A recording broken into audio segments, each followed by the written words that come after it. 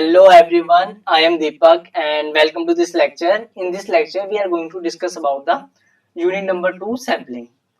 As you all know कि जो हमारा previous lecture था उसमें हमने statistical description of data के रिगार्डिंग जितने भी कंसेप्ट थे और जितने भी क्वेश्चन थे वो सारे कंप्लीट कर लिए थे. एंड इन दिस लेक्चर हम क्या करेंगे, जितने भी कंसेप्ट एंड क्वेश्चन है यूनिट नंबर 2 सैम्पलिंग के रिगार्डिंग वो कवर करते हुए चलेंगे. ठीक है, तो अगर मैं बात करूं सैम्पलिंग की, सिंपल वर्ड्स में अगर मैं आपको मीनिंग बताऊं कि सैम्पलिंग होता क्या है, तो देखिए एक तो मेरे पास मेथड है कि मैं एंटायर पॉपुलेशन को स्टडी करूं.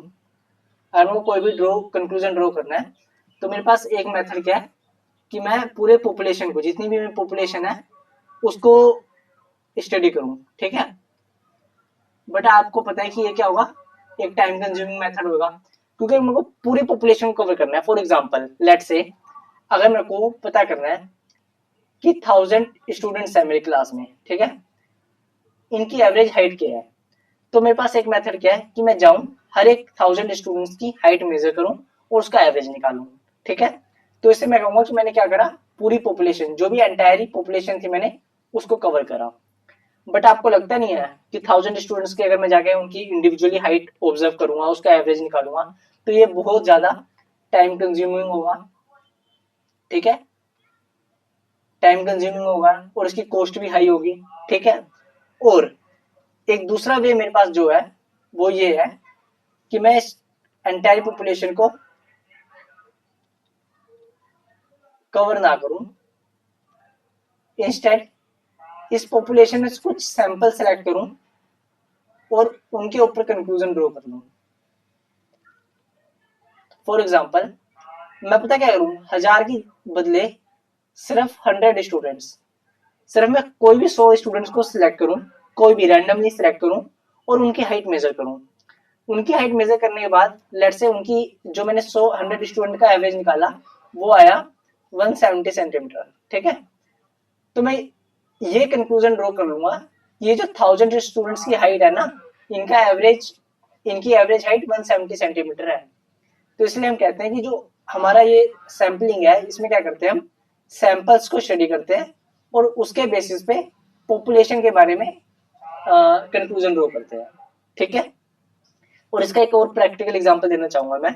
जैसे कि हमारे घर में चावल बनते हैं, तो जब हम ये चेक करने वास्ते कि हमारे जो है सारे चावल पक गए या नहीं पक गए, उसके लिए हम क्या करते हैं, कुछ भी उस पूरे पतीले में से 2-3 चावल लेते हैं, उसको प्रेस करके देख लेते हैं, दबा के देख लेते हैं.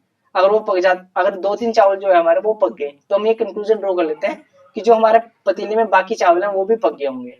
तो वो भी एक प्रैक्टिकल वे है जहाँ पे हम सैम्पलिंग को अप्लाई करते हैं. ठीक है, अब थ्योरी पर्पस से देखते हैं जो एग्जाम में आ सकता है वो क्या बताया गया कि रियल लाइफ में हमारे साथ ऐसा हो सकता है कि हम पूरे पॉपुलेशन को स्टडी ना करें, क्योंकि वो इम्प्रैक्टिकल होगा और उसमें क्या होगा, टाइम ज्यादा लगेगा, कॉस्ट ज्यादा लगेगी और उन चीजों का साइज बहुत ज्यादा होगा, तो उनको स्टडी करना हमारे लिए बहुत ज्यादा डिफिकल्ट हो सकता है. तो इंस्टेड ऑफ डूइंग दिस हम क्या कर सकते हैं, एक स्मॉल स्मॉल ग्रुप को स्टडी कर सकते हैं जो कि क्या करेगा, रिप्रेजेंट करेगा पूरे पॉपुलेशन को. हमने जो यहाँ पे हमने जो अपने एग्जांपल में 100 बच्चे सिलेक्ट किए, ये क्या कर रहा है, रिप्रेजेंट तो कर रहे हैं किसको, इस पूरे 1000 स्टूडेंट्स को. ठीक है, और ताकि हम क्या कर सके, एक इन्फॉर्म डिसीजन ले सकें. ये जो स्मॉल ग्रुप होता है हम इसको क्या बोलते हैं, samples.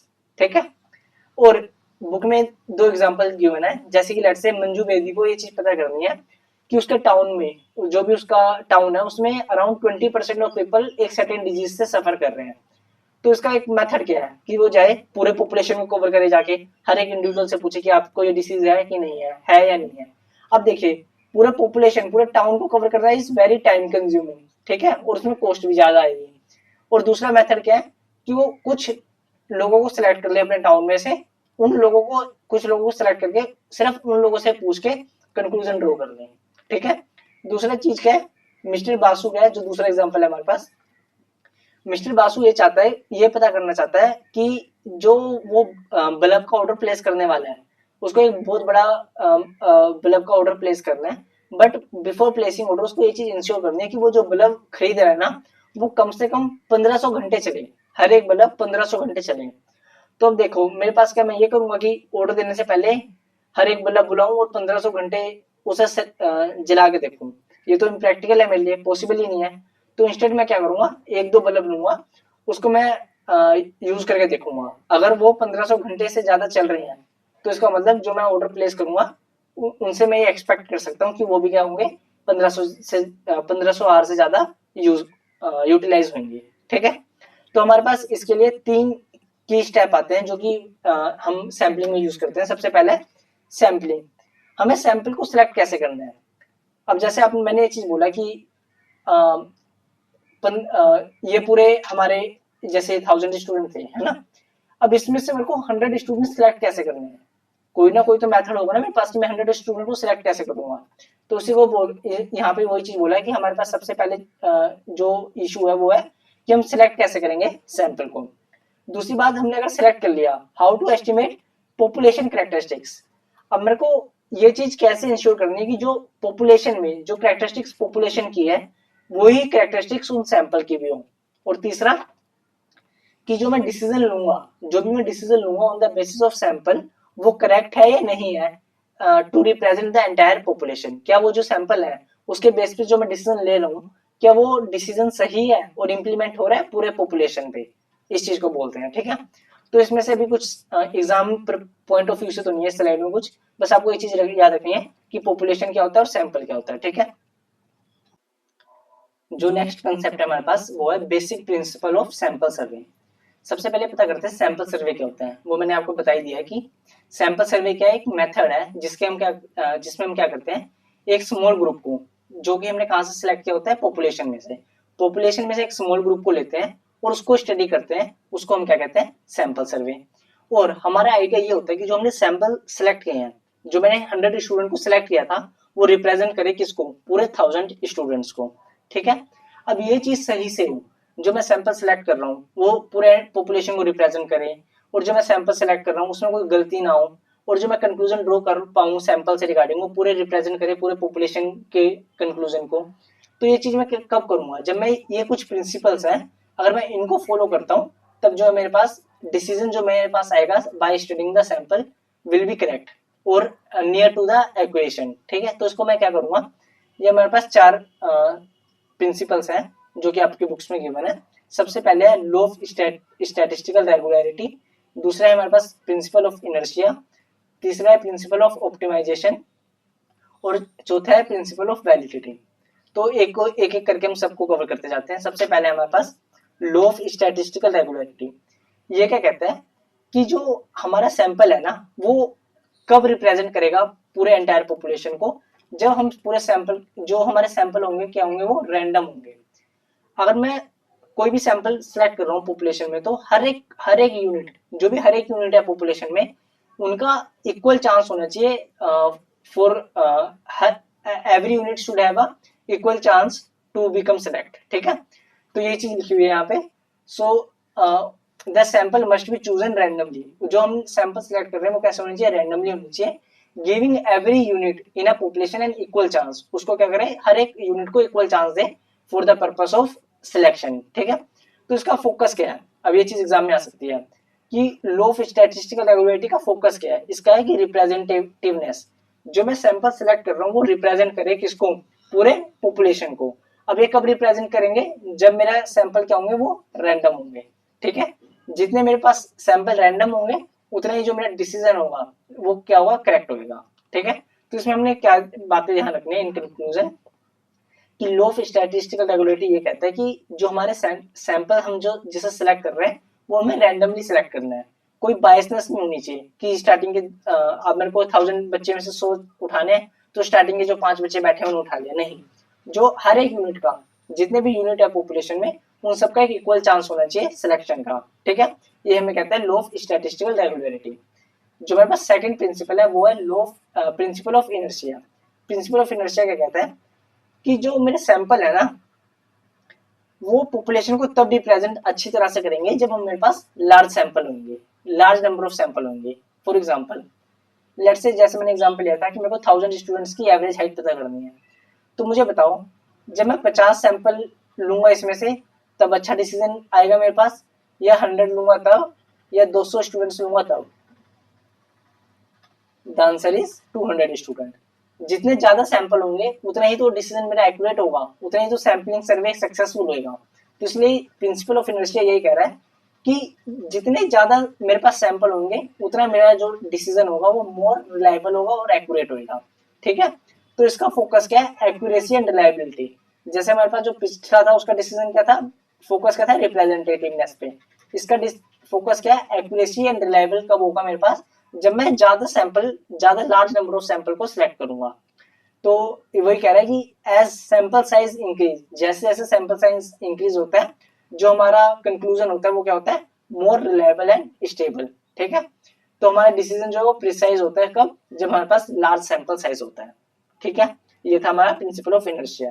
And third is the principle of optimisation.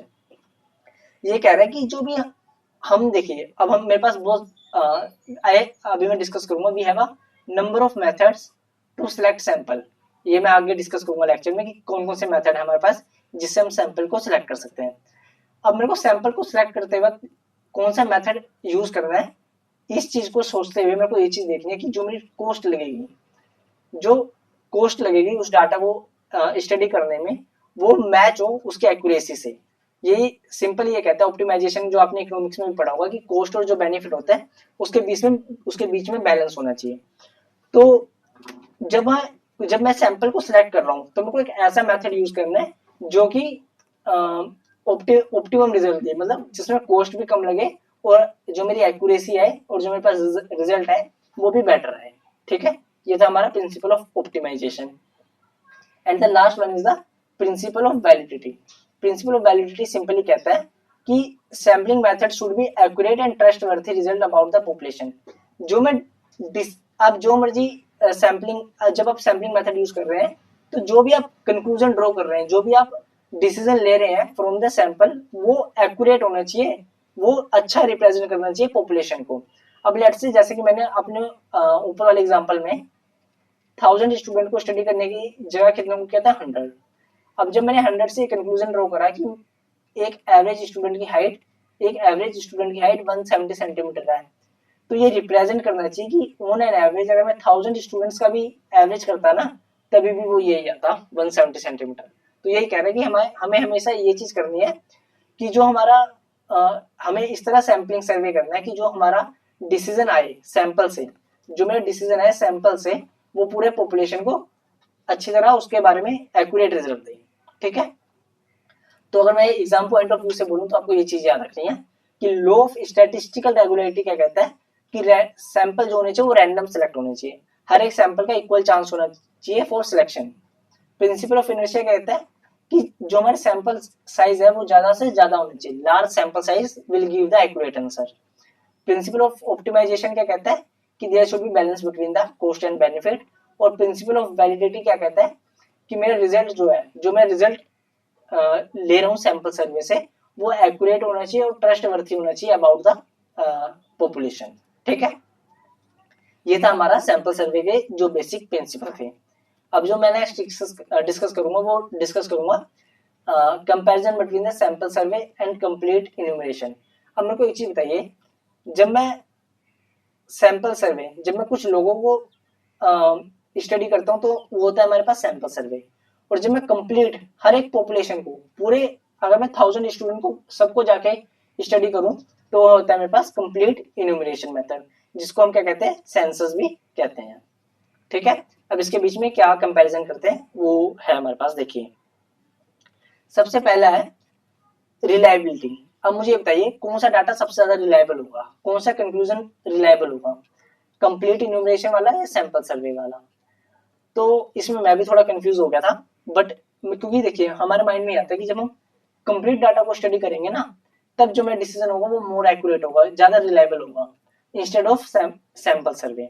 But जो आपकी बुक में आंसर गिवन है वो ये है कि जब मैं सैंपल सर्वे से डिसीजन लूंगा ना तो मोर ज्यादा एक्यूरेट होगा। और रीजन क्या है देखिए, अब मुझे एक चीज बताइए, अगर मैं आपको बोलूं कि जाइए और 1000 स्टूडेंट्स का हाइट निकालिए, तो आपको लगता नहीं जिस बंदे को मैं भेजूंगा 1000 स्टूडेंट्स की हाइट निकालने वास्ते वो कुछ ना कुछ गड़बड़ी कर सकता है, वो इंटरेस्टेड ना हो हाइट मेजर करने में, और कहीं ना कहीं गलती के चांसेस ज्यादा होते हैं जब मेरे को 1000 लोगों की हाइट मेजर करनी है।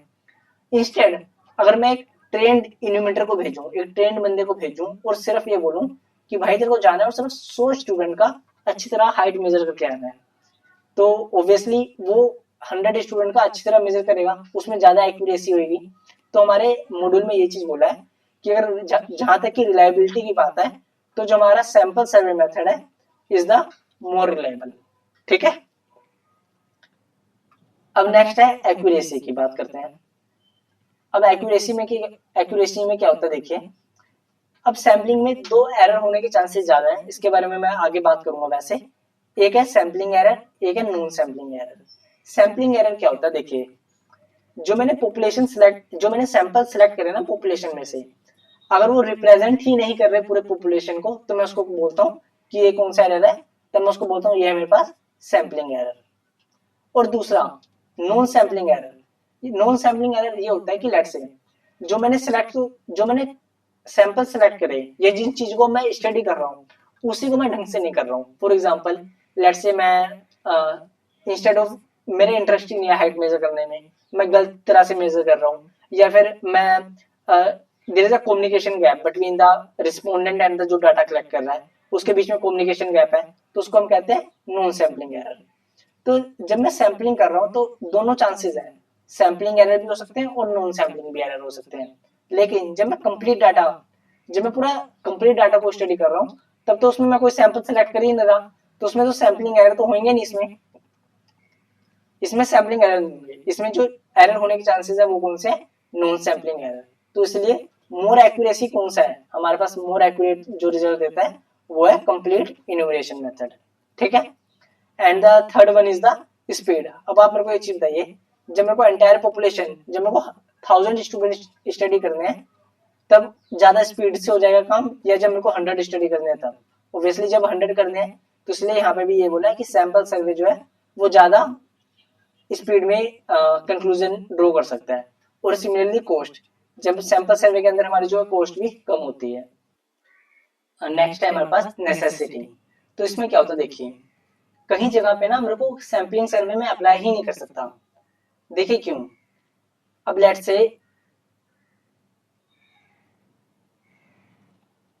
एक एरोप्लेन कंपनी है, उसने 100 एरोप्लेन क्या करे, मैन्युफैक्चर करे। अब एक पायलट है, उसकी ड्यूटी ये है कि उसको ये चीज चेक करना है कि जो मैन्युफैक्चरिंग हुई है वो सही से हुई है कि नहीं हुई है। तो आपको क्या लगता है कि वो यहाँ पे क्या सैम्पलिंग मेथड अप्लाई कर सकता है? Instead of studying 100 checking 100 aeroplane, वो क्या करेगा, जाके कोई भी रैंडमली 10 चेक कर ले और बता दे कि जो मेरे रेस्ट ऑफ द एरोप्लेन है वो करेक्ट है कि नहीं है, या फिर उसमें कोई मैन्युफैक्चरिंग डिफेक्ट है कि नहीं है। The answer is no. क्यों? क्योंकि यहाँ पे हम रिस्क नहीं ले सकते। अब लेट्स से अब 10 के 10 जो उसने प्लेन सेलेक्ट किए थे वो तो करेक्ट हो, वो उसमें कोई मैन्युफैक्चरिंग डिफेक्ट नहीं था, तो उसने कंक्लूजन क्या ड्रॉ कर दिया कि 100 के 100 प्लेन करेक्ट है। बट आपको पता है ये एक छोटा सा, इसमें अगर कोई भी डाटा, कोई भी एक भी प्लेन मतलब गलत हो गया या उसमें कोई मैन्युफैक्चरिंग डिफेक्ट हुआ, तो इससे कितना बड़ा रिस्क हो सकता है। तो इसलिए यहाँ पे ये चीज बताई है कि कहीं जगह पे कंप्लीट इन्यूमरेशन ही मेथड हम कंप्लीट इन्यूमरेशन ही हमें अप्लाई करना पड़ता है, वहां पे हम सैम्पलिंग अप्लाई नहीं कर सकते। और सिमिलरली कहीं जगह पे ऐसा होता है जहां हम सिर्फ सैम्पलिंग ही इस्तेमाल कर सकते हैं। फॉर एग्जाम्पल जैसे मैंने जो ऊपर बल्ब वाला एग्जाम्पल दिया था कि मेरे को 1500 घंटे ऐसा बल्ब लेना है जो कि 1500 घंटे चले कम से कम। तो आपको क्या लगता है, कोई भी बल्ब अगर मैं यूज लेने जाऊंगा, उसके पहले मैं उसको लेके आऊं, 1500 घंटे यूज करके देखूं, और अगर चल गया तब मैं उसको बाय करूं? वो तो पॉसिबल ही नहीं है। अगर वो 1500 घंटे चल ही गया तो उसके बाद तो आगे कम ही चलेगा ना, उसके बाद मैं बाय करके क्या करूंगा उसको? तो इसलिए यही कह रहा है कि कहीं जगह पे सैम्पलिंग ही अप्लाई कर सकते हैं और कहीं जगह पे सिर्फ कंप्लीट इन्यूमरेशन मेथड ही स्टडी कर सकते हैं। तो यही है कंपैरिजन हमारे पास। एक समराइज वे में मैंने ये बताया हुआ है, सैंपल सर्वे क्या है, फास्टर है, चीपर है, and can be more reliable. ये मोर रिलायबल हो सकता है कब, if done correctly compare to the complete enumeration. और सैम्पलिंग एरर कब होती है, because you are studying only part of the population but it can be minimized with a good sampling technique। Sampling error कब हो सकता है, जब आपने जो सैंपल सेलेक्ट किए हैं वो पूरे पॉपुलेशन को रिप्रेजेंट ही ना कर रहे हो। और वेराज नॉन सैम्पलिंग एरर कब हो सकते हैं, लाइक मैं डाटा सही से रिकॉर्ड नहीं कर रहा हूँ, या फिर there is a communication gap between the respondent, या फिर I am not performing my duty properly, तो वो क्या है, नॉन सैम्पलिंग एरर। और एक नॉन सैम्पलिंग एरर किस में होते हैं, दोनों में, बट सैम्पलिंग एरर किस में होते हैं, सिर्फ सैम्पलिंग में। Sampling become necessary in a situation where you can not examine every unit, जहां पे मैं हर एक यूनिट को कवर ही नहीं कर सकता, वहां पे सैम्पलिंग जरूरी हो जाता है, और जहां पे हर एक यूनिट को कवर करना जरूरी है, वहां पे कंप्लीट इन्यूमरेशन जरूरी हो जाता है। ठीक है, तो ये था हमारे पास comparison between the sample survey and complete enumeration. And the next is the some important term associated with the sampling. Sampling से रिलेटेड कुछ इंपॉर्टेंट टर्म्स हैं जो कि एग्जाम में पूछे जा सकते हैं, वो क्या है। सबसे पहला है हमारे पास पॉपुलेशन, और जिसको हम यूनिवर्स भी बोलते हैं। तो पॉपुलेशन क्या है हमारे पास, पॉपुलेशन हमारे पास जिस आइटम को मेरे को एक्चुअली में, जिसके बारे में मेरे को एक्चुअली में कंक्लूजन ड्रॉ करना है। फॉर एग्जांपल जैसे मैंने ऊपर बताया था कि मेरे पास 1000 स्टूडेंट है, जिसके बारे में मेरे को एवरेज हाइट निकालनी है, इन बच्चों की एवरेज हाइट क्या है, तो जिसके बारे में मेरे को एक्चुअली में कंक्लूजन ड्रॉ करना है उसे हम कहते हैं पॉपुलेशन। ये 1000 स्टूडेंट क्या होगा, मेरी पॉपुलेशन। और इनमें से जो जिनको मैंने एक्चुअली में स्टडी किया उसे क्या कहते हैं, सैंपल। ठीक है, तो यही हो गया, आ population refer to the entire set of item और individual under consideration for study. ठीक है, जैसे जो हमने फर्स्ट एग्जांपल लिया था कि मेरे को बल्ब का ऑर्डर प्लेस करना है, तो उसमें क्या था, मैं जितने भी कंपनी ने मैन्युफैक्चर करे हैं, जितने भी बल्ब मैन्युफैक्चर करे हैं कंपनी में, वो क्या थी, मेरी पॉपुलेशन।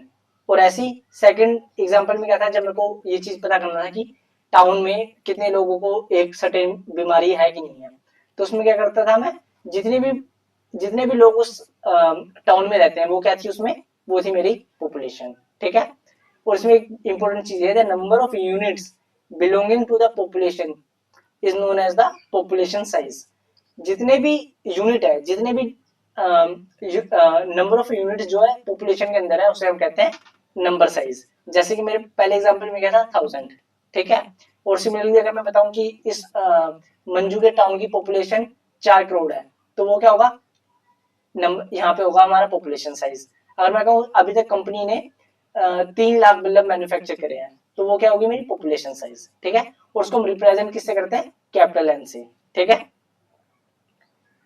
तो नेक्स्ट है हमारे पास जो कि पॉपुलेशन से रिलेटेड है, वो है फाइनाइट और इनफाइनाइट पॉपुलेशन। फाइनाइट क्या है, जिसको हम काउंट कर सकते हैं। इनफाइनाइट पॉपुलेशन जिसको हम काउंट ही नहीं कर सकते, जैसे कि स्टार्स कितने स्काई में, या मॉस्किटो इन कोलकाता। ठीक है, तो इन कंक्लूजन फाइनाइट जिसको हम काउंट कर सकते हैं, इनफाइनाइट जिसको हम काउंट नहीं कर सकते।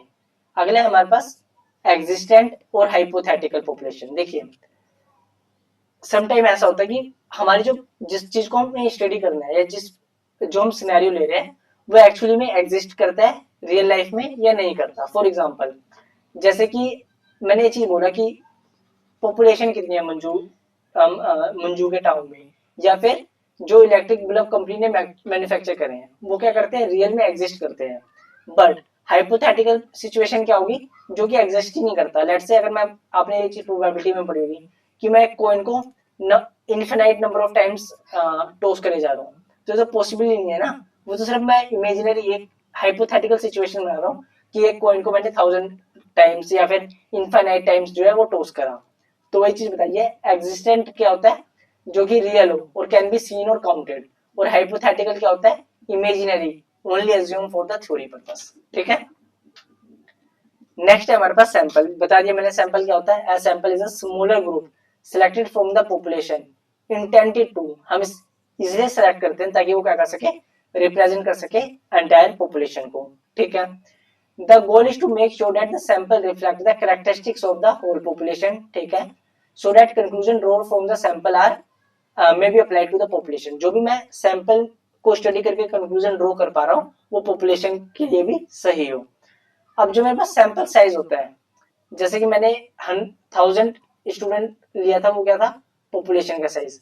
इसमें से मैंने सिर्फ 100 स्टूडेंट को स्टडी करा, उसे स्मॉल एन से रिप्रेजेंट करते हैं और उसे कहते हैं हम सैंपल साइज। ठीक है, अगला हमारे पास सैम्पलिंग यूनिट।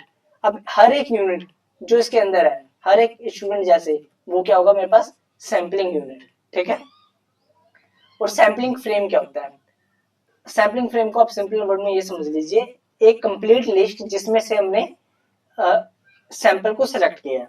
अब आप ये कह सकते हो सर सैम्पलिंग फ्रेम और पॉपुलेशन में फर्क क्या हुआ, तो there is a very rare case की जहां पे हमारे पास डिफरेंस हो।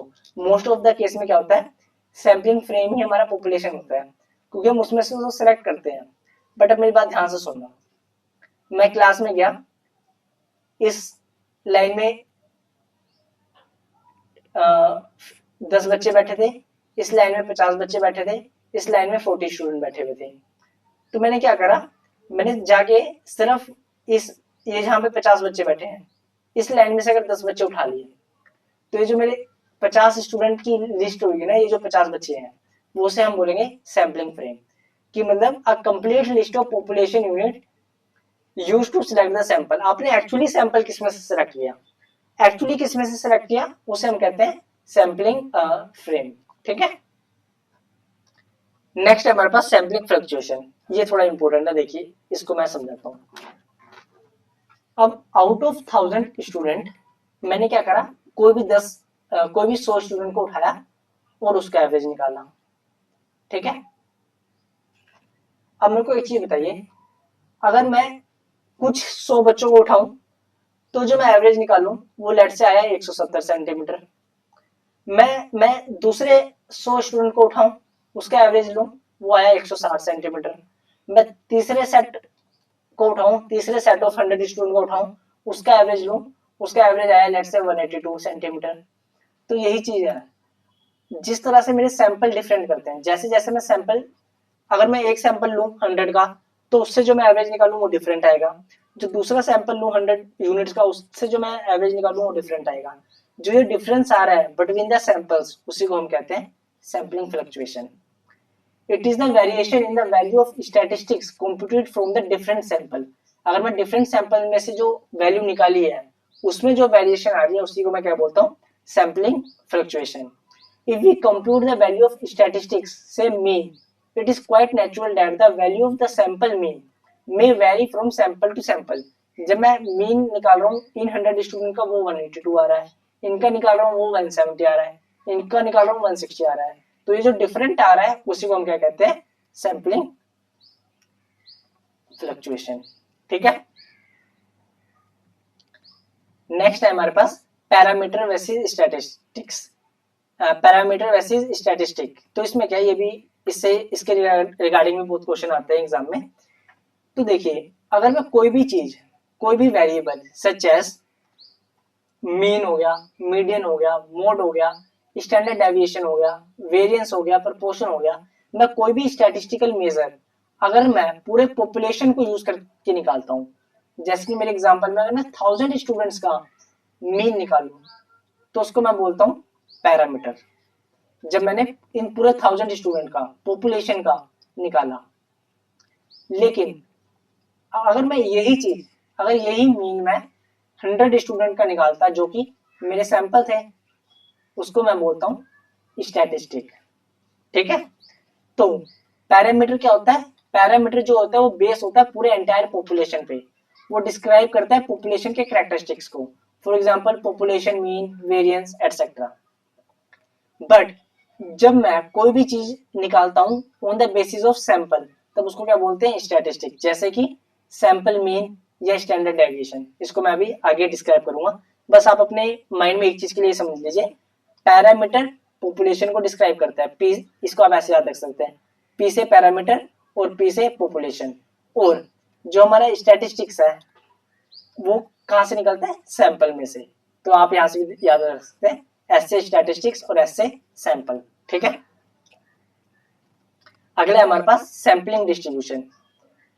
अब देखिए, ये भी अच्छा कंसेप्ट है, यहाँ तक कि ये आगे भी टेस्ट होता है, लाइक फाइनल लेवल पे या फिर इंटरमीडिएट लेवल पे भी सैंपलिंग डिस्ट्रीब्यूशन का कंसेप्ट है। जैसे कि लेट्स से, आप इसको बस सिंपल इसकी पहले तो डेफिनेशन याद कर लीजिए, it is the probability distribution of a given statistics. इसको मैं आपको शो ही करता हूँ, एक मिनट को, मैंने चार्ट बनाया हुआ है इसका, ये देखो, ये जो मेरी स्क्रीन पे अभी ये शो हो रहा है, ये क्या है, ये चीज क्या है, ये मैंने डेटा लिया है 100 स्टूडेंट का। तो आपको दिख रहा होगा ऊपर रोल नंबर है, उसके फिर मैंने साथ में मार्क्स लिए हैं, ये मार्क्स आउट ऑफ 100 है। तो 1 से लेके 100 बच्चों के तक ये देखिए पूरी लिस्ट है मेरे पास कि ये 100 बच्चों के कितने कितने मार्क्स आए हैं किसी के 96, 37, 58, ये पूरे 100 बच्चों को कितने कितने मार्क्स आए हैं वो मेरे पास डेटा है। अब मैं क्या करता हूँ, सबसे पहले average from the sample of 10, मैं किसी भी इन 100 स्टूडेंट में से किसी भी 10 स्टूडेंट को सिलेक्ट करता हूँ, इस 100 में से किसी भी 10 स्टूडेंट को सिलेक्ट करता हूँ और उसका एवरेज लेता हूँ। तो जैसे मेरा पहला केस है, इसमें देखो मैंने कितने कितने का लिया एवरेज, जिनका रोल नंबर 1 से लेकर 10 है उनका मैंने एवरेज लिया, तो वो कितना आया 62.7। ठीक है, अगले अब फिर से मैंने क्या किया, इनमें से किसी भी 10 बच्चों को सिलेक्ट किया, यहाँ पे मैंने 2 से लेके 11 रोल नंबर वाले बच्चों को सिलेक्ट किया, उनका एवरेज कितना आया 56। ऐसे अगर मैं बात करूं यहाँ पे, ये कितने का सिलेक्ट किया मैंने, ये जिनका रोल नंबर 56 से 65 है उनका कितना आया 49। सिमिलरली अगर मैं ये बात करूं, ये जो लास्ट निकाला मैंने, ये क्या किया, एवरेज लिया जो लास्ट के 10 स्टूडेंट थे। ऐसे ही ये क्या आएगी मेरे पास, लिस्ट आई, ये जो मेरे के कॉलम में आ रहा है ये क्या आ रहा है, कंप्लीट लिस्ट आ रही है। किन की, ये उन स्टूडेंट की लिस्ट है जो कि मैंने पॉपुलेशन में से रैंडमली 10 स्टूडेंट को निकाला और उनका एवरेज लिया, रैंडमली 10 स्टूडेंट सिलेक्ट किए उनका एवरेज लिया। ये जो मेरे पास लिस्ट बन के आई है ना, इसी को मैं बोलता हूँ सैम्पलिंग डिस्ट्रीब्यूशन, इसी को मैं बोलता हूँ सैम्पलिंग डिस्ट्रीब्यूशन। ठीक है, लिस्ट को। अब और अभी इससे मैं एक और चीज बताता हूँ, देखिए जब मैंने फर्स्ट 10 स्टूडेंट का मीन निकाला वो कितना आया मेरे पास 62.7। ठीक है, और जब मैंने दूसरे 10 स्टूडेंट्स का निकाला वो कितना आया 56.7, अगले वाले का 61.6। ये जो डिफरेंट आ रहा है, जब मैं किसी 10 सैंपल में से उनका मीन निकाल रहा हूँ तब अलग आ रहा है, अगले 10 सैंपल में से उसका मीन निकाल रहा हूँ वो अलग आ रहा है। इसी को हम क्या कहते हैं, सैम्पलिंग डिस्ट्रीब्यूशन। इसी को हम क्या कहते हैं, सैम्पलिंग इसी को हम कहते हैं सैम्पलिंग फ्लक्चुएशन। इस एंटायर लिस्ट को हम बोलते हैं सैम्पलिंग डिस्ट्रीब्यूशन, और जो इंडिविजुअल आइटम एक दूसरे से डिफर कर रहे हैं उसको हम कहते हैं सैम्पलिंग फ्लक्चुएशन। ठीक है, ये मैंने आपको यहाँ पे पढ़ाया था, ये देखिए सैम्पलिंग फ्लक्चुएशन, जो डिफरेंस आता है अगर हम सैंपल डिफरेंट सैंपल लेते हैं उसको हम कहते हैं सैम्पलिंग फ्लक्चुएशन। और लिस्ट ऑफ सैम्पलिंग डिस्ट्रीब्यूशन क्या है, एक लिस्ट है अगर मैं डिफरेंट सैंपल्स को कलेक्ट करता हूँ। ठीक है, exam preparation, exam point of view से तो बस आपको ये याद रखना है, it is a probability distribution of a given statistics. अब एक चीज का ध्यान देना जो मैं बताने जा रहा हूँ, जब मैंने पूरे पॉपुलेशन का मीन कैलकुलेट किया तो वो कितना आया 49.41। ये देखिए 49.41 ये एवरेज आया पूरे जितने भी 100 स्टूडेंट था, उसको मैं कहता हूँ एवरेज। ठीक है, वो पूरे पॉपुलेशन का। और ऐसे अगर मैंने उनका स्टैंडर्ड डेविएशन निकाला तो वो कितना आया, वो मेरे पास आया है 30.53। ये देखिए वो मैंने स्टैंडर्ड डेविएशन निकाला है। अगर मैं इन सैंपल्स का, ये जो मैंने एवरेज लूँ ना, अगर मैं हर एक सैंपल का अगर मैं एवरेज लूँ तो वो पता कितना आ रहा है 48.19। ये देखिए वो कितना आ रहा है 48.19। जो मैंने सैंपल्स 10 सैंपल्स का मीन लिया था, अगर मैं उनका भी मीन लेता हूं तो वो कितना आ रहा है 48.19। तो मैं आपको बताऊं, आप एक चीज ऑब्जर्व करिए, ये जो दोनों वैल्यू है 49.41 और 48.49 ये बहुत ज्यादा क्लोज है, इसीलिए हम कहते हैं। और एक क्लोज क्या है, एग्जैक्टली सेम आते हैं। अगर मैं इसके कॉम्बिनेशन और ज्यादा बनाता, और ज्यादा अगर मैं कॉम्बिनेशन इसके बनाते जाता तो आप देखते हैं ये जो हमारे पास वैल्यू आती है ना ये दोनों की, अगर मैं पॉपुलेशन का एवरेज लेता या फिर मैं सैंपल डिस्ट्रीब्यूशंस का एवरेज लेता वो दोनों सेम ही आता। ठीक है, ये बिकॉज ऑफ सम प्रॉपर्टीज होती है स्टैटिस्टिक्स की जो हम आगे पढ़ते हैं, अभी फाउंडेशन लेवल पे उसकी रिक्वायरमेंट नहीं है। तो बस आप इतना समझ के चलिए कि हमारे पास अभी तो सिर्फ थ्योरी क्वेश्चन आएगा आपके पास अगर आएगा तो, कि सैम्पलिंग डिस्ट्रीब्यूशन क्या होता है। मैंने आपको वैसे बता दिया सैम्पलिंग डिस्ट्रीब्यूशन क्या होता है, एक एंटायर लिस्ट है ये देखिए जो कि पूरे सैंपल से बनाई जाती है। दूसरी चीज जो है, अगर the mean of statistics obtain from the sampling distribution, जो मैंने मीन निकाला था सैम्पलिंग डिस्ट्रीब्यूशन से, इससे जो मैंने मीन निकाला था उसको मैं बोलता हूं एक्सपेक्टेशन, उसको मैं बोलता हूं एक्सपेक्टेशन। ठीक है, और अगर इसका मैं स्टैंडर्ड डेविएशन निकालूं, इसका ये जो सैंपल डिस्ट्रीब्यूशन का अगर मैं स्टैंडर्ड डेविएशन निकालूं तो उसको क्या बोलता हूं मैं, स्टैंडर्ड एरर। ठीक है, तो यहां से आपको दो टर्म स्पेसिफिक होगी, कि सैम्पलिंग फ्लक्चुएशन क्या होता है, ये जो भी डिफरेंस है हर एक यूनिट दूसरे से अपने आप में कैसे डिफरेंस है उसको हम कहते हैं सैम्पलिंग फ्लक्चुएशन। सैम्पलिंग डिस्ट्रीब्यूशन, ये एंटायर लिस्ट जो भी कंप्लीट लिस्ट है उसको मैं क्या कहता हूँ, सैम्पलिंग डिस्ट्रीब्यूशन। और जो सैम्पलिंग डिस्ट्रीब्यूशन का जो मीन है या एवरेज है उसको मैं क्या कहता हूँ, एक्सपेक्टेशन। और जो इसका स्टैंडर्ड डेविएशन है उसको क्या कहता हूँ मैं, स्टैंडर्ड एरर। ठीक है, बस ये 4 टर्म यूज आप रिमेंबर कर लीजिए, यही चीज आपके एग्जाम में टेस्ट हुई है। अब आपसे ये चीज पूछा जाता है कि स्टैंडर्ड एरर होता क्या है वैसे। अब वैसे तो नाम ही बता रहा है स्टैंडर्ड एरर क्या है, ये एक मेजर है प्रिसाइजन का, कि मेरा डिसीजन कितना प्रिसाइज है। अगर स्टैंडर्ड एरर स्मॉल है, मेरा एरर जो है वो स्मॉल है, तो मतलब जो मेरा डिसीजन है वो क्या है, मोर प्रिसाइज है। और अगर मेरा स्टैंडर्ड एरर लार्ज है, अगर मेरा स्टैंडर्ड एरर लार्ज है तो मतलब जो मेरा प्रिसाइज है, जो मेरा डिसीजन है फ्रॉम द सैम्पलिंग वो क्या है, लेस प्रिसाइज है, मतलब थोड़ा गलत होने के चांसेस क्या है उसके ज्यादा है।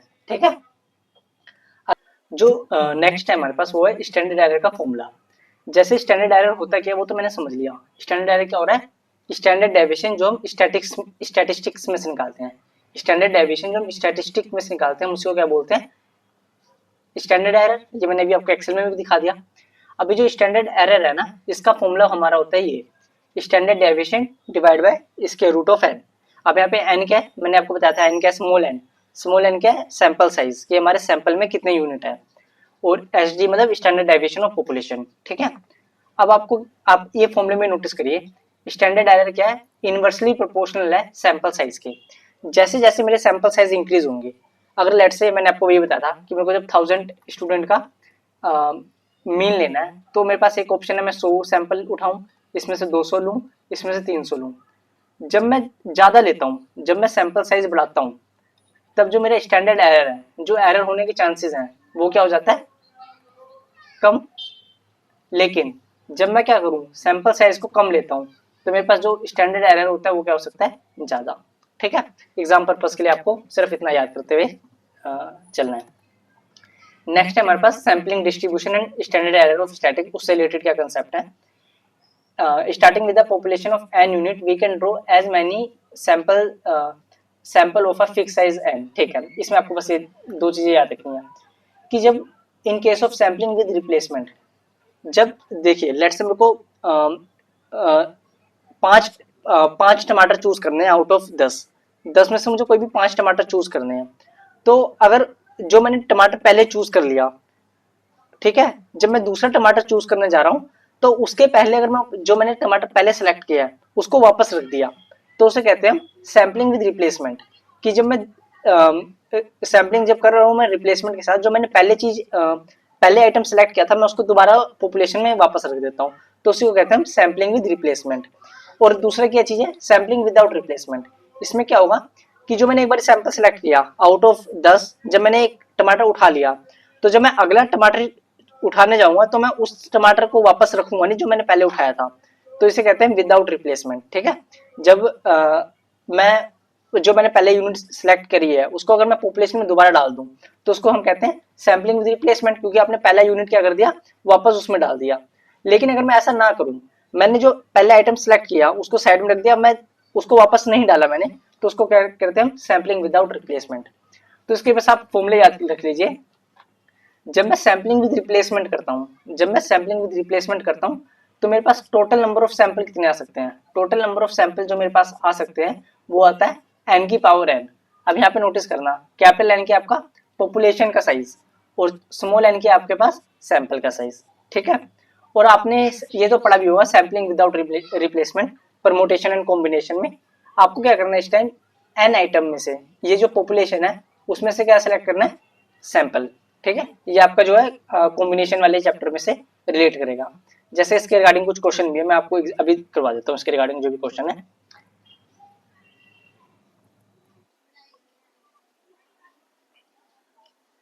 देखिए ये वाला क्वेश्चन देखिए हमारे पास, question number 14। If from a population with a 25 member, population में कितने हैं, ये कैपिटल लेना है 25 member, a random sample without replacement of 2 member is taken. मैं कर रहा हूँ 25 में से 2 ले रहा हूँ विदाउट रिप्लेसमेंट, तो हमारा विदाउट रिप्लेसमेंट का क्या था, एन, कैपिटल एन में से मेरे को स्मॉल एन सिलेक्ट करने हैं। ये क्या था मेरे पास, विदाउट रिप्लेसमेंट, है ना। तो इसका आंसर क्या आएगा, एन कितना मेरे पास यहाँ पे 25, इसमें से मेरे को 2 यूनिट सेलेक्ट करने हैं। तो इसका फॉर्मूला आपको पता ही होगा 25, 25 माइनस 2 इक्वल टू 23, और यहाँ पे क्या था 2 का। तो ये आ जाएगा आपके पास 25 multiply with 24, 25 multiply with 24 enter divide by 2, कितना आया आपके पास 300। तो यहाँ पे क्या आ जाएगा आपके पास 300, ठीक है। ये तो कॉम्बिनेशन से रिलेटेड है विदाउट रिप्लेसमेंट वाला। नेक्स्ट क्वेश्चन मैं करा रहा हूँ आपको विद रिप्लेसमेंट वाला। आप पॉपुलेशन कंप्राइजेस 5 मेंबर है, ठीक है। The number of all possible sample size of 2 that can be drawn if with the replacement. यहाँ पे क्या है, विद रिप्लेसमेंट है, ये चीज नोटिस करिए। तो विद रिप्लेसमेंट क्या होता है, पॉपुलेशन साइज की पावर सैंपल साइज। तो यहाँ पे क्या है, पॉपुलेशन साइज n 5 और सैंपल साइज क्या 2। तो ये क्या आएगा आपके पास 5 का square equals to 25। The answer is D, ठीक है। ये था आपका 2 क्वेश्चन जो मॉड्यूल में इसके रिलेटेड थे। ये आपको बस फॉर्मूला याद करके रखना है अपने पास, ठीक है। सो जो नेक्स्ट है हमारे पास, वो है हमारे पास एरर इन सैंपल सर्वे। कि देखिए, अगर मैं पूरे पॉपुलेशन को स्टडी करता, लेट्स से जब मैं पूरे 1000 स्टूडेंट का मीन निकालता, तो वो आता लेट्स से 190 सेंटीमीटर, ठीक है। लेकिन मैंने पॉपुलेशन का मीन निकाला 100 स्टूडेंट का, वो आया 180 सेंटीमीटर। तो देखिए, ये जो डिफरेंस है, अगर मैं पूरी पॉपुलेशन को स्टडी करता और जब मैंने एक सैंपल को स्टडी करा है, ये जो डिफरेंस आ रहा है, इसी को हम कहते हैं एरर इन सैंपल सर्वे। अब ये दो वजह से हो सकता है। This error can be describe in a 2 form. The one is the sampling error, very important. Sampling error क्या होते हैं कि जब आपने सैंपल सेलेक्ट किया, वही सैंपल आपने जो सैंपल सेलेक्ट किया वही अच्छी तरह से सेलेक्ट नहीं किए। क्यों? क्योंकि वो क्या हो रहे हैं, it is a defective sampling design. जो आपने सैम्पलिंग डिजाइन मैं भी आगे डिस्कस करूंगा, वो जो आपने इंप्लीमेंट करा वो सही से नहीं करा, या तो substitution of unit by the enumerator. अब मैंने क्या करा, 1000 में से 100 स्टूडेंट तो सेलेक्ट किए। अब मैंने बोला कि सुन भाई, तेरे को इन 100 बच्चों का हाइट मेजर करनी है। अब लेट से उन 100 में से कोई 2 बच्चे आए नहीं थे, तो क्या करा, जो इनोमीटर था, जो ये चीज ऑब्जर्व कर रहा था, उसने क्या करा, इन यूनिट को रिप्लेस कर दिया। तो इससे क्या होगा, मेरा सैंपल जो है, जो मेरा कंक्लूजन होगा वो गलत हो सकता है।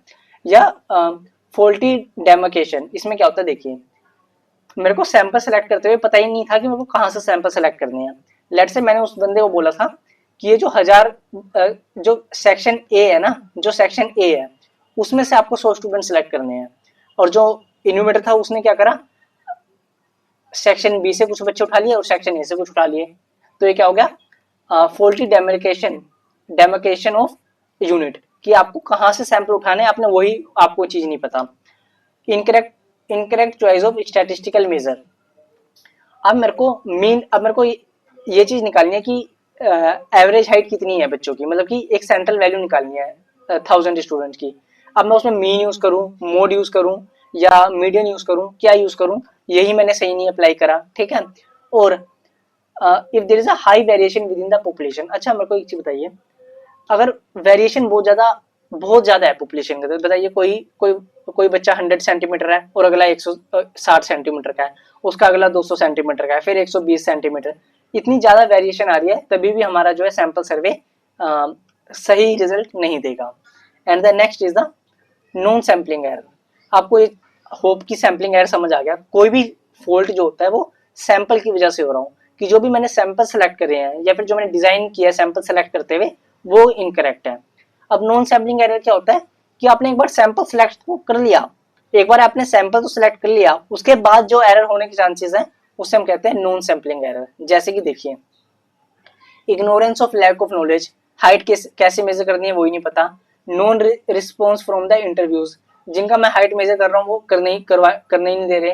Wrong measurement of sampling unit, मैं मेजर नहीं कर रहा उनको सही से। कम्युनिकेशन गैप हो गया, इनकम्प्लीट कवरेज और केयरलेसनेस, ये सारे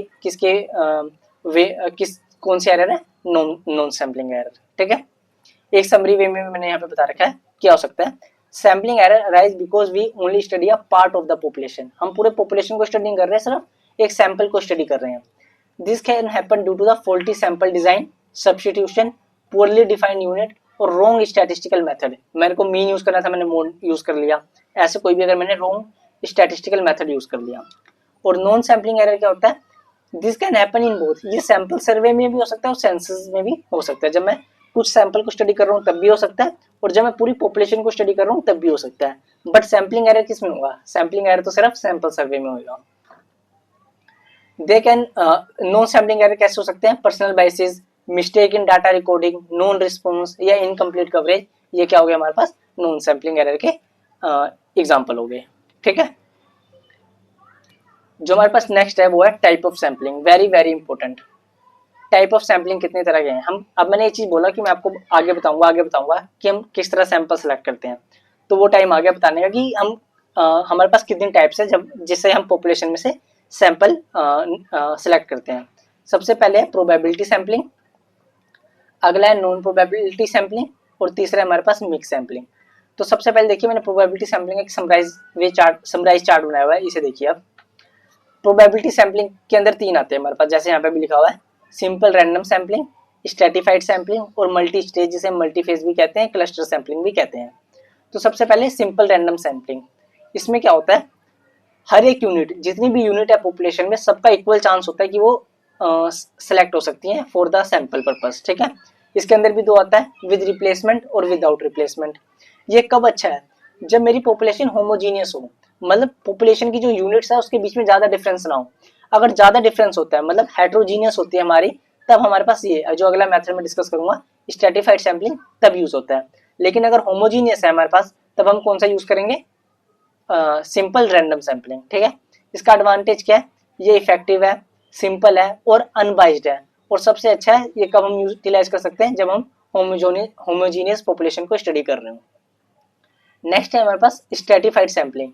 ये थोड़ा इंपॉर्टेंट है, इसको मैं समझाता हूँ। देखिए, अब लेट्स से मेरे को if we want to take the sample of 500 student to study the average study hour. अब मैं पता करना चाहता हूँ कि ये जो 5000 स्टूडेंट है ना, ये जो 5000, ये जो मेरी पॉपुलेशन है 5000 स्टूडेंट की, ये कितने घंटे पढ़ते हैं हर दिन? ये कितने घंटे पढ़ते हैं? तो अब देखिए, मेरे पास क्लास में क्या 1000 इंजीनियर के स्टूडेंट है, 2000 कॉमर्स के स्टूडेंट है, 1500 आर्ट्स के स्टूडेंट है और 500 जो है साइंस के स्टूडेंट है। अब मेरे को स्टूडेंट कितने सिलेक्ट करने? 500। तो अगर मैं रैंडमली, इसमें अगर मैंने मान लो रैंडम सैम्पलिंग अप्लाई कर दी, तो मैं क्या करूंगा? इन 5000 में से जाऊंगा, ये 5000 स्टूडेंट को बोलूंगा एक कमरे में गैदर हो जाओ। ये एक कमरे में खड़े हो गए 5000 स्टूडेंट, जाऊंगा मैं और इनमें से जाके डायरेक्टली उठा लूंगा कि आप आ जाओ, आप आ जाओ, आप आ जाओ, आप आ जाओ, आप आ जाओ, रैंडमली।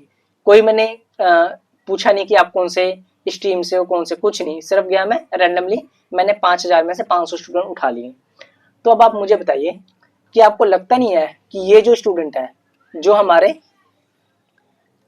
इंजीनियरिंग और कॉमर्स के स्टूडेंट है, देखिए कितने, 2000 और 1500, इनकी प्रोबेबिलिटी ज्यादा है सैंपल में आने की। क्यों? क्योंकि ये ज्यादा है पॉपुलेशन में। तो ऑब्वियसली ये जो मैं स्टूडेंट सेलेक्ट करूंगा, उसमें ज्यादातर बच्चे कौन से आएंगे? इंजीनियरिंग और कॉमर्स के स्टूडेंट आएंगे।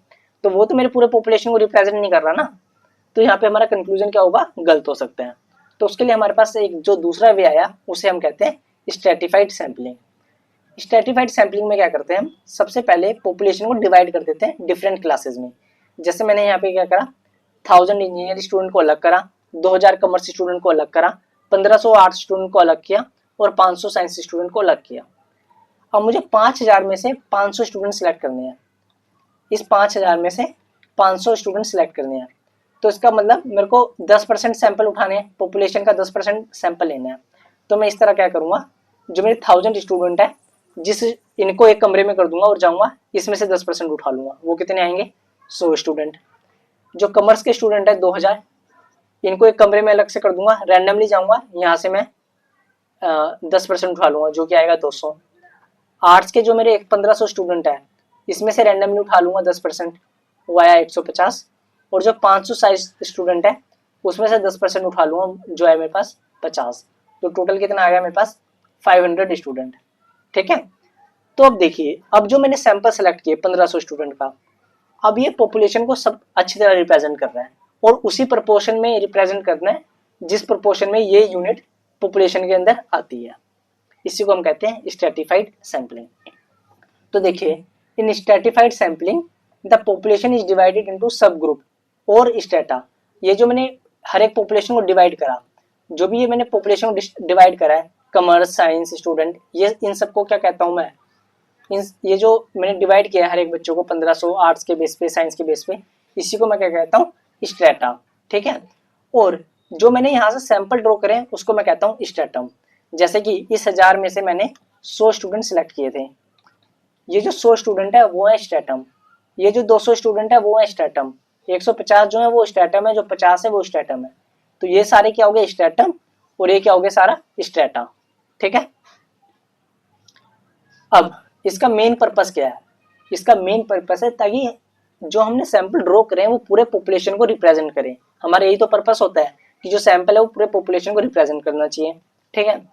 अब नेक्स्ट जो चीज है वो वेरी इंपॉर्टेंट है, ध्यान से सुन लो। इसको बस आप एग्जाम पर्पस के लिए एक चीज याद रख लीजिए, हमारे पास दो मेथड होते हैं। एक होता है प्रोपोर्शनल एलोकेशन, प्रोपोर्शनल एलोकेशन, और जिसे हम बोले एलोकेशन भी कहते हैं।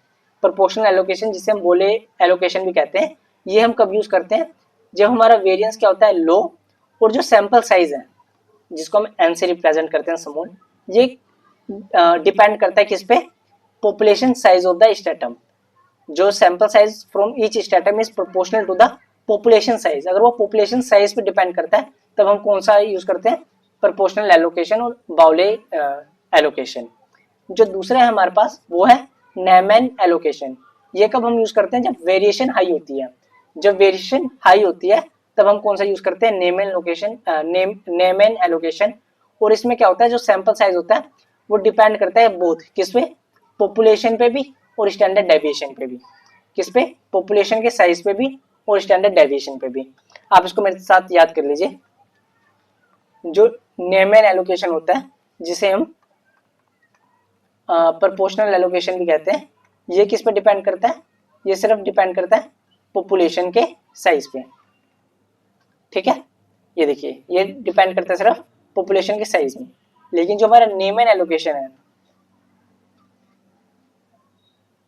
सॉरी यहाँ पे गलती हो गई है,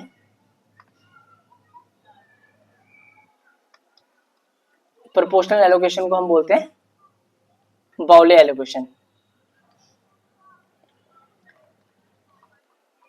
ये जो मेरा बाउले एलोकेशन और जिसे हम प्रोपोर्शनल एलोकेशन भी कहते हैं, किस पे डिपेंड करता है, सिर्फ पॉपुलेशन साइज पे। लेकिन जो नेमैन एलोकेशन है वो किस पे डिपेंड करता है, पॉपुलेशन साइज पे भी एंड पॉपुलेशन के साइज के साथ साथ स्टैंडर्ड डेविएशन के भी, स्टैंडर्ड डेविएशन पे। ठीक है। बस आपको ये चीज याद रखनी है, जो बोले है वो किस पे डिपेंड करता है, जिसे हम प्रोपोर्शनल भी बोलते हैं, वो किस पे डिपेंड करता है, पॉपुलेशन साइज पे। और जो नेमैन एलोकेशन है वो किस पे डिपेंड करता है, पॉपुलेशन साइज पे भी और स्टैंडर्ड डेविएशन पे भी। ठीक है। तो अभी तक हमने दो कवर कर लिया है, एक जो हमारा ये है सिंपल रैंडम सैम्पलिंग और स्ट्रेटिफाइड सैम्पलिंग। और ये चीज मैंने आपको बता दी है कि स्ट्रेटिफाइड सैम्पलिंग कब यूज करते हैं, जब पॉपुलेशन के बीच में बहुत ज्यादा डिफरेंस हो, हेट्रोजीनियस हो पॉपुलेशन। ठीक है। नेक्स्ट हमारे पास मल्टी स्टेज सैम्पलिंग। इसमें क्या करते हैं, हम सैंपल सेलेक्ट करते हुए मल्टीपल स्टेज यूज करते हैं। फॉर एग्जांपल मेरे को अब ये चीज स्टडी करनी है कि अनएम्प्लॉयमेंट कितनी है इंडिया में, तो मैं सबसे जाके ये तो नहीं पूछ सकता ना कि आप मेरे को ये बताइए कि हर एक इंडिविजुअल को तो नहीं मैं कवर करता ना कि आप एम्प्लॉयड है कि नहीं, अनएम्प्लॉयड है, एम्प्लॉयड है, अनएम्प्लॉयड है। हर एक बंदे का डाटा कवर करना मेरे लिए पॉसिबल नहीं है। तो इसमें मैं मल्टी स्टेज सैम्पलिंग कैसे लगाता हूँ, मैं पहले सेलेक्ट करता हूँ स्टेट। मैं कहता हूँ कि कौन से स्टेट को मेरे को सेलेक्ट करना चाहिए टू सेलेक्ट द सैंपल। जब मैंने एक बार स्टेट सेलेक्ट कर दी तब मैं क्या करता हूँ, स्टेट के अंदर मेरे को कौन सा डिस्ट्रिक्ट लेना है। अब मैंने अगर डिस्ट्रिक्ट सेलेक्ट कर दिया, कौन से पुलिस स्टेशन के आसपास वाले लेने हैं, मतलब हर एक डिस्ट्रिक्ट के अंदर भी टाउन डिवाइड होते हैं ना on the basis of police station, तो उसको सेलेक्ट करता हूँ। उसके बाद जब मैंने वो सेलेक्ट कर लिया, उसके बाद मैं डिसाइड करता हूँ कि कौन से हाउस होल्ड को मेरे को सिलेक्ट करना है ताकि मैं अपने सैंपल उठा सकूं। तो देखिए आपका यहाँ पे क्या हुआ, आपने सबसे पहले स्टेट सेलेक्ट किया, फिर डिस्ट्रिक्ट सेलेक्ट किया, फिर पुलिस स्टेशन सेलेक्ट किया, उसके बाद आपने हाउस होल्ड सेलेक्ट किया। तो ये क्या हुआ, मल्टीपल स्टेज सैंपलिंग हुई, क्योंकि यहाँ पे आपने मल्टीपल स्टेज में सैंपल को सेलेक्ट किया। अगर क्वेश्चन आ जाते कि सबसे ज्यादा फ्लेक्सिबिलिटी कौन से मेथड में होती है, सबसे ज्यादा फ्लेक्सिबिलिटी कौन से मेथड में होती है, तो आपको ये बताना है कि वो कौन से में होती है, मल्टीपल स्टेज सैंपलिंग में। और बस इसके डिसएडवांटेज क्या है कि ये थोड़ा लेस एक्यूरेट देता है, एंड क्योंकि इसमें हर एक यूनिट का इक्वल चांस नहीं है। देखियो, जब मैंने एक स्टेट स्पेसिफाई कर दी, लेट्स से मैंने कहा कि मेरे को दिल्ली से उठाने हैं sample for the purpose of defining कि इंडिया में कितनी अनएम्प्लॉयमेंट है, तो बताइए जो लोग पंजाब में रहते हैं, मुंबई में रहते हैं, जो लोग केरला में रहते हैं, उनके तो चांसेस है ही नहीं बिल्कुल भी। तो ये क्या है, यहाँ पे हर एक सैंपलिंग, हर एक यूनिट को इक्वल चांस नहीं मिलता, ये इसका क्या है, डिसएडवांटेज है। ठीक है, नेक्स्ट है हमारे पास नॉन प्रोबेबिलिटी सैंपलिंग। इसमें क्या होता है, देखिए, जो हर एक सैंपल जो हर एक पॉपुलेशन का यूनिट होता है ना, उसको फेयर चांस नहीं मिलता फॉर द सिलेक्शन। अब जैसे मैं इसका एक एग्जांपल देता हूँ, हर एक स्कूल लेवल पे ना नेशनल टैलेंट रिसर्च होता है कि जो भी बच्चे इंटेलिजेंट है उनका चाहे वो साइंस एग्जीबिशन हो, मैथ एग्जीबिशन हो, कोई भी किसी भी सब्जेक्ट में जो भी बच्चे इंटेलिजेंट है उनको आगे लाया जाए और उनका फिर कुछ ना वो पेपर वगैरह कंडक्ट करते हैं और उसके बेसिस पे प्राइज देते हैं। तो वैसे तो स्कूल के टीचर्स की रिस्पॉन्सिबिलिटी बनती है कि वो हर एक बच्चे को फेयर चांस दें, बट ऐसा होता नहीं है। क्लास में क्या करती है टीचर, वो जाती है और देखती है कि कौन कौन से बच्चे इंटेलिजेंट है, जो बच्चे इंटेलिजेंट होते हैं उनको उठाती है और उनका ही नाम आगे फॉरवर्ड कर देती है। तो ये क्या हुआ है, एक हमारा बेसिस हुआ नॉन प्रोबेबिलिटी सैंपलिंग का। इसमें कोई हम प्री डिटरमाइंड प्रोबेबिलिटी नहीं होती किसी भी यूनिट की सिलेक्ट होने की। यहाँ पे क्या होता है, परपोसिव और जजमेंटल सैंपलिंग। इसको हम परपोसिव और जजमेंटल भी कहते हैं, क्यों, क्योंकि हमने पर्पस के हिसाब से स्टूडेंट को उठा लिया, या फिर इसमें मेरी जजमेंट है, जो सैम्पलर है जिसको सिलेक्ट करना है सैंपल्स को, वो अपनी जजमेंट के बेसिस पे काम कर देता है। इसमें कोई भी प्रोबेबिलिटी नहीं होती, तो इसमें प्योरली ये क्या हो सकता है, सब्जेक्टिव हो सकता है और बायसनेस इसमें ऑब्वियसली होगी। और इसमें हम कोई स्टैटिस्टिकल हाइपोथेसिस भी नहीं कर सकते। ठीक है, किसके अंदर, परपोसिव सैंपलिंग के अंदर। डन, बड़ा इजी सा ये कि जी इसमें कोई भी प्रोबेबिलिटी होती नहीं है, कि कोई भी प्रीडिफाइंड प्रोबेबिलिटी नहीं होती कि ये वाला यूनिट सेलेक्ट होएगा। ठीक है, नेक्स्ट है मिक्स्ड और सिस्टमैटिक सैंपलिंग। अच्छा, अभी तक मैंने आपको दो पढ़ा दिया, एक प्रोबेबिलिटी भी पढ़ा दिया, एक नॉन प्रोबेबिलिटी वाला भी बता दिया। अब एक ये जो है हमारे पास, ये मिक्स्ड, ये क्या है, दोनों का मिक्स्ड है। इसमें मिक्स कैसे, देखिए मैं क्या करता हूँ, सबसे पहले इसको मैं एग्जांपल के थ्रू समझाता हूँ। लेट्स से मेरे पास 100 स्टूडेंट है ना, उसी वाले एग्जांपल को हम कंटिन्यू करते हैं। मेरे पास 100 स्टूडेंट है और मेरे को क्या करना है, इसमें से 10 बच्चों को सिलेक्ट करना है। Out of 100 student, let's say मेरे को 10 स्टूडेंट को सिलेक्ट करना है। तो मैं क्या करूंगा, ये जो 100 स्टूडेंट है ना, इनको मैं पहले डिवाइड कर दूंगा 10-10 के ग्रुप में, 1 से 10, 10 से 20, 20 से 30, 40, 50, ऐसे जो मेरा लास्ट ग्रुप बनेगा वो। तो मैंने 10-10 के ग्रुप डिवाइड कर दिए। अब मैं क्या करूंगा, मैं पहला जो इनमें से 1 से लेकर 10 में से ना कोई भी स्टूडेंट रैंडमली सिलेक्ट करूंगा, कोई भी स्टूडेंट रैंडमली सिलेक्ट किया। लेट्स से मैंने 6 स्टूडेंट को सिलेक्ट कर दिया, जो 6 नंबर पे स्टूडेंट बैठा था, मैंने बोला इसको उठा दो सैंपल के लिए। अब जो अगला होएगा ना, वो अगर मैं 10 ऐड कर दूं, जितना मेरा सैंपल, जितने मैंने यूनिट्स बनाए थे सैंपल के, उसको ऐड कर दूं, तो मेरा अगला आ जाएगा, वो क्या आया, 16। ऐसे अगला क्या आया, 26, अगला क्या आया, 36, अगला क्या आया, 46। ये जो अगले यूनिट है, यही क्या बन जाएंगे, मेरे सैंपल। इसको हम कहते हैं मिक्स सैंपलिंग या फिर सिस्टमैटिक सैंपलिंग। इसमें क्या होता है, it refer to sampling scheme where the unit constituting the sample are selected at regular interval after selecting the very first event। जब मैंने एक बार फर्स्ट यूनिट को सिलेक्ट कर लिया रैंडमली, तो उसके बेसिस पे जो मेरे बाकी के सैंपल हैं उन्हें मैं सिलेक्ट कर लूंगा। ठीक है, और ये क्या सबसे ज्यादा फ्लेक्सिबल है। और इसमें एक और चीज आपको ध्यान रखना है, इसको मैं मिक्स सैंपलिंग क्यों कहता हूँ, क्योंकि जो मैंने पहला यूनिट सिलेक्ट किया, वो तो मैंने रैंडमली किया ना, उसमें तो हर एक स्टूडेंट को, जो भी ये ग्रुप है, हर एक स्टूडेंट को इक्वल चांस मिला सिलेक्ट होने का। हाँ, बट अगर एक बार ही कोई स्टूडेंट मैंने सिलेक्ट कर लिया, तो उसके बाद जो आगे के स्टूडेंट्स हैं वो क्या हुए, वो प्री डिफाइंड हो गए, उसके लिए आपके पास कोई प्रोबेबिलिटी आपने यूज नहीं करी। ठीक है, तो इसी को हम कहते हैं सिस्टमैटिक सैंपलिंग। और ये क्वेश्चन आ सकता है कि systematic sampling is affected most by the sampling frame contain an undetected periodicity.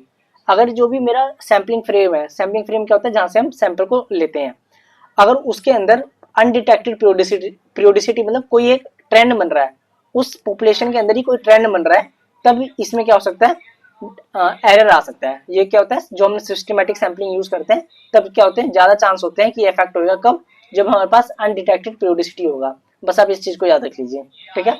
अगला हमारे पास लीनियर सिस्टमेटिक सैम्पलिंग और सर्कुलर सिस्टमेटिक सैम्पलिंग, ये भी इजी है। जैसे कि आपको ये चीज पता है, कैपिटल एन क्या होता है, पॉपुलेशन का साइज, और छोटा एन क्या होता है हमारे पास, सैंपल का साइज। अगर ये जो पॉपुलेशन का साइज है ये इक्वल्स है एन मल्टीप्लाई विद के क्या होगा, एनी वेरिएबल। अब ये कैलकुलेट कैसे करेंगे, जो भी आपका पॉपुलेशन का साइज होगा उसको डिवाइड कर दीजिए सैंपल के साइज में से। तो अगर ये कोई भी वैल्यू आ जाती है फाइनाइट, कोई भी डिस्क्रीट वैल्यू आ जाती है, लेट से 4 आ जाता है, 5 आ जाता है, तब तो ये क्या हो गया, लीनियर सिस्टमेटिक सैम्पलिंग। इसमें क्या होगा, जब आप सैंपल को सिलेक्ट करेंगे ना, तो ये लाइन एट द एंड में वो चीज एंड हो जाएगी।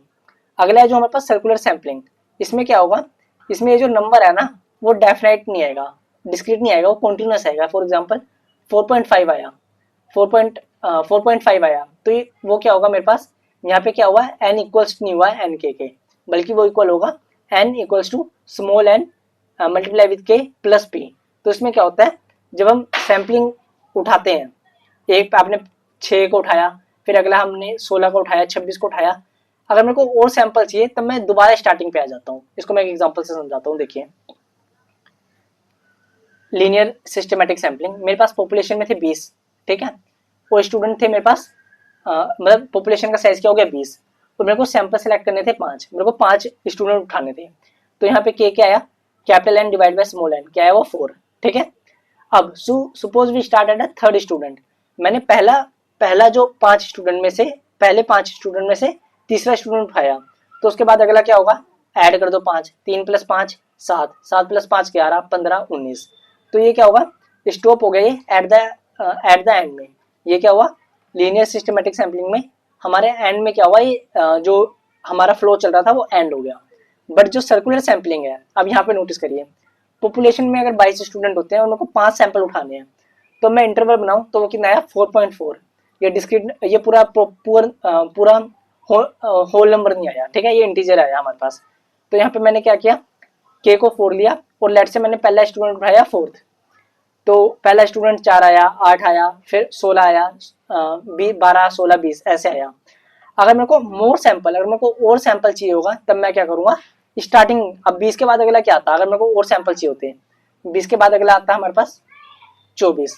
अब 24 तो है ही, स्टूडेंट तो ओनली 22 है, तो मैं क्या करता, फिर स्टार्टिंग में आ जाता, उसे मतलब 22 तो है नहीं, 22 के बाद 23 24, 22 के बाद मैं दोबारा 1 पे आ जाता, 1 2, तो मेरा जो अगला सैंपल होता है वो होता है 2, ठीक है।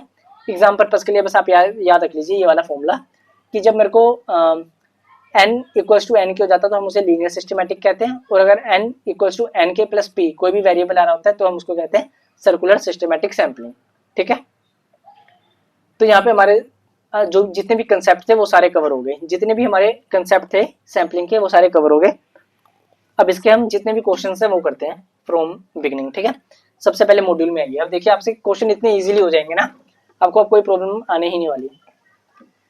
देखिए फर्स्ट क्वेश्चन क्या है हमारे पास यहाँ पे, sampling can be describe as the statistical procedure है वो किस चीज का, to infer about the unknown universe from the knowledge of any sample, नहीं ये तो नहीं लगा। अगला, to infer about the known universe from the knowledge of sample drawn from it, इसमें क्या हम नॉन यूनिवर्स, क्या हमें यूनिवर्स के बारे में पता होता है, पॉपुलेशन के बारे में पता होता है, द आंसर इज नो। अगर मुझे पॉपुलेशन का मीन पता ही है तो मैं सैंपल क्यों ही स्टडी करूंगा, ठीक है। To infer about the unknown universe from the knowledge of random sample drawn from it, the answer is C, ठीक है। The law of statistical regularity, ये क्या कहता है कि जैसे जैसे मेरे पास अगर मैं सैंपल को रैंडमली ड्रॉ करूंगा तो जो मेरे सैंपल होंगे वो एक्यूरेट आंसर देंगे about the population. Sample drawn from the population under discussion possess the characteristics of the population, ये बात तो सही है, बट का लॉ ऑफ स्टैटिस्टिकल रेगुलेरिटी ये चीज कहता है, the answer is no. A large sample drawn at a random, ठीक है, from the population would possess the characteristics of the population, उसके अंदर पॉपुलेशन के कैरेक्टरिस्टिक्स होंगे, ये स्टेटमेंट ट्रू है, हां ट्रू है। A large sample drawn at a random from the population would possess the characteristics of the population on an average. This is the more accurate as compared to B. This is the more accurate. क्यों? मैंने कोई sample select किया तो क्या इसके अंदर same quality होगी जो पॉपुलेशन के यूनिट के अंदर होंगी? The answer is no. इसके अंदर जो कैरेक्टरिस्टिक्स होंगी वो ऑन एन एवरेज जो पॉपुलेशन के अंदर होगी वो होगी। तो हमारे पास करेक्ट आंसर क्या हो गया? सी, ठीक है। नेक्स्ट है हमारे पास a sample survey is prone to sampling error, non sampling error, हाँ जी, जो हमारा सैंपल सर्वे होता है उसमें दोनों एरर हो सकते हैं, both A and B. Next is the population of roses in a Salt Lake City is an example of. अब सोल्ट लेक सिटी में कितने रोजेज उगे हुए हैं, क्या मैं जाके गिन सकता हूँ कि एक सिटी में कितने रोजेज उगे हुए हैं? The answer is no. तो ये क्या होगा, एक इनफिनाइट पॉपुलेशन होगी। A statistical decision about an unknown universe is taken on the basis of। अगर मेरे को कोई भी डिसीजन लेना है, statistical decision about an unknown universe, अगर मेरे को एक अननोन यूनिवर्स मतलब पॉपुलेशन के रिगार्डिंग कोई भी डिसीजन लेना है तो मैं कैसे ले सकता हूँ? सैम्पलिंग के थ्रू। सैंपल को ऑब्जर्व करके, जो मैंने सैंपल सेलेक्ट किए उनको ऑब्जर्व करके। The answer is yes. Sample survey नहीं, सैंपल सर्वे तो एक मेथड है हमारे पास जिससे हम सैंपल को कलेक्ट करते हैं और उनको स्टडी करते हैं। बट जब मेरे को डिसीजन लेने की बात आई तब तो क्या चीज करना पड़ेगा, मेरे को सैंपल को ऑब्जर्व करना पड़ेगा।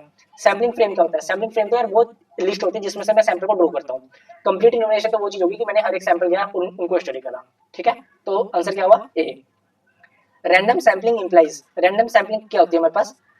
हैप्पीजार्ड sampling, the answer is no. Systematic sampling नहीं। Sampling with the same probability for each unit और प्रोबेबिलिटी सैम्पलिंग। देखो करेक्ट तो वैसे दोनों ही है, बट मोर एक्यूरेट कौन सा है? Sampling with the same probability for each unit. जब हर एक यूनिट की सिलेक्ट होने के चांसेस सेम होते हैं तो उसको कहते हैं रैंडम सैम्पलिंग। आप parameter is a characteristics of, P से पैरामीटर, पी से पॉपुलेशन, ये मैंने आपको बता दिया। I statistics is a function of किसका होता है? एस से सैंपल और एस से सैम्पलिंग। कहाँ पे है? पॉपुलेशन के बारे में नहीं, पॉपुलेशन यूनिट के बारे में पॉपुलेशन नहीं, सैंपल ऑब्जर्वेशन आंसर है।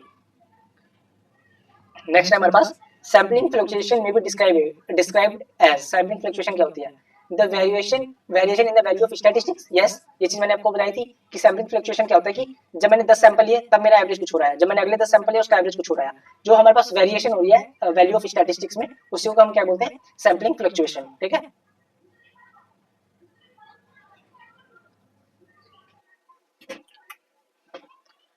Sampling distribution. सैम्पलिंग डिस्ट्रीब्यूशन क्या होता है? ये चीज मैंने बताया था।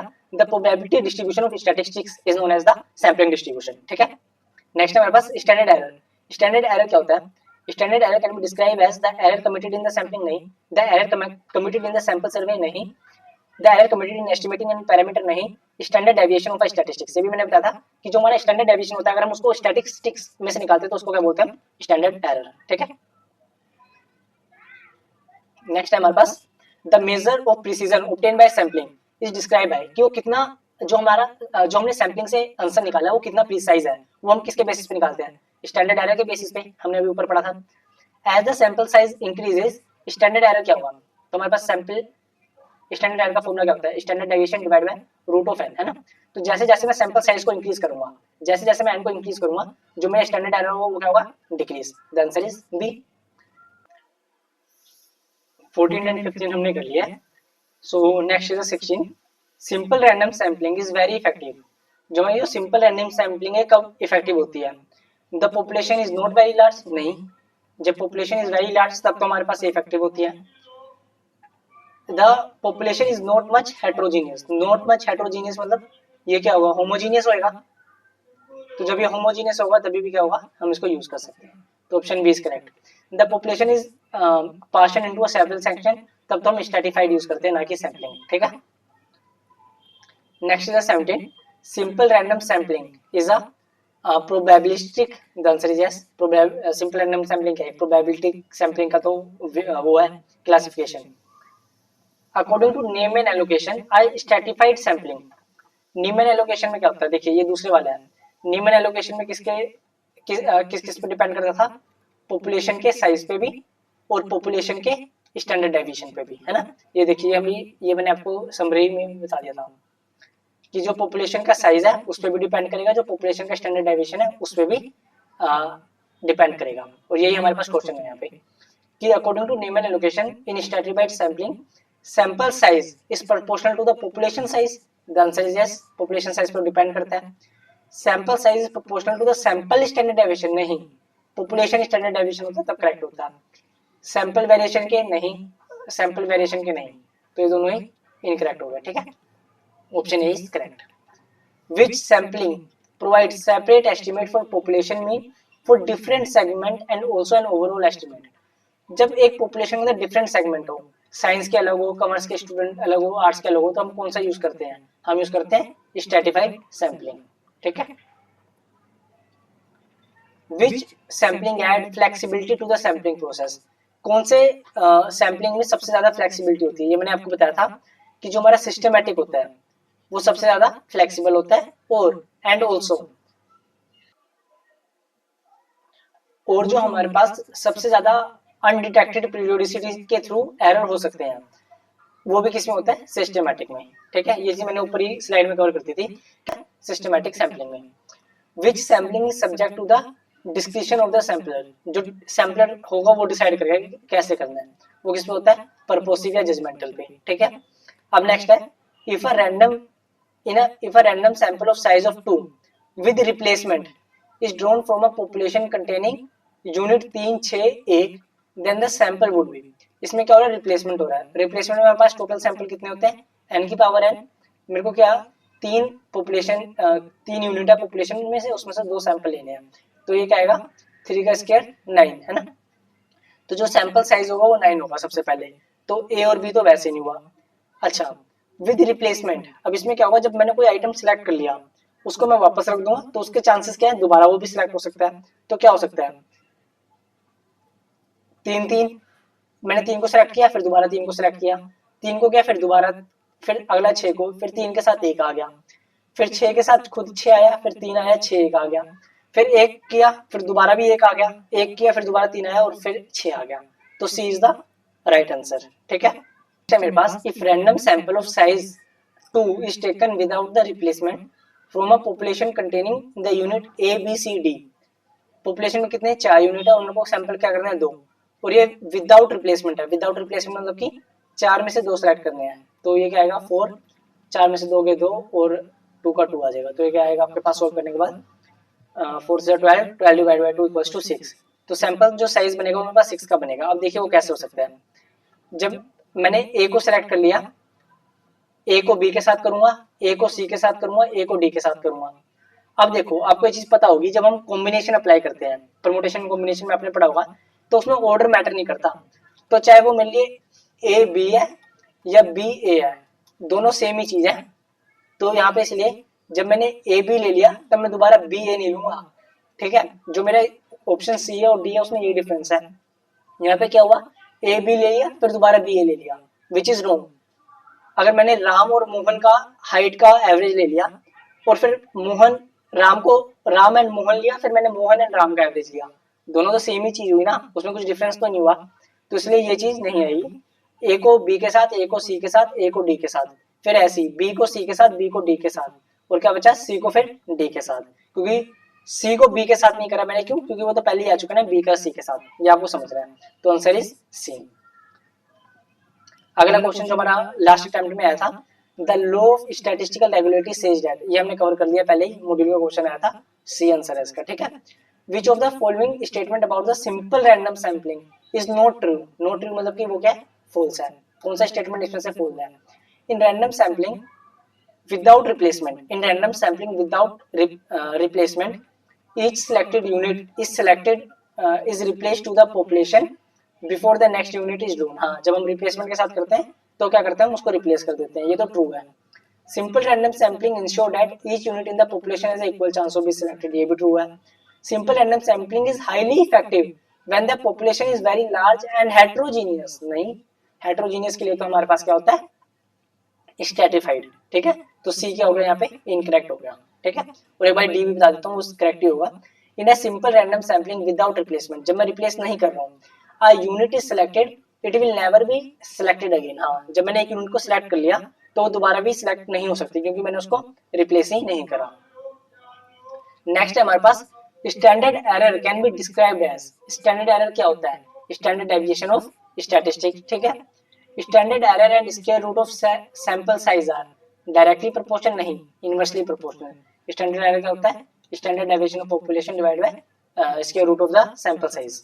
Next is which sampling technique is most appropriate when person want to ensure that when subgroups are proportionally represented? तो कौन सा है हमारे पास? Stratified sampling. ठीक है, तो with this we have done with the every module question, each and every module question, and जो थोड़े बहुत मॉड्यूल प्रीवियस ईयर में भी क्वेश्चन रिपीट हुए थे मैंने वो भी ले लिए। Hope so you enjoyed this session and thank you.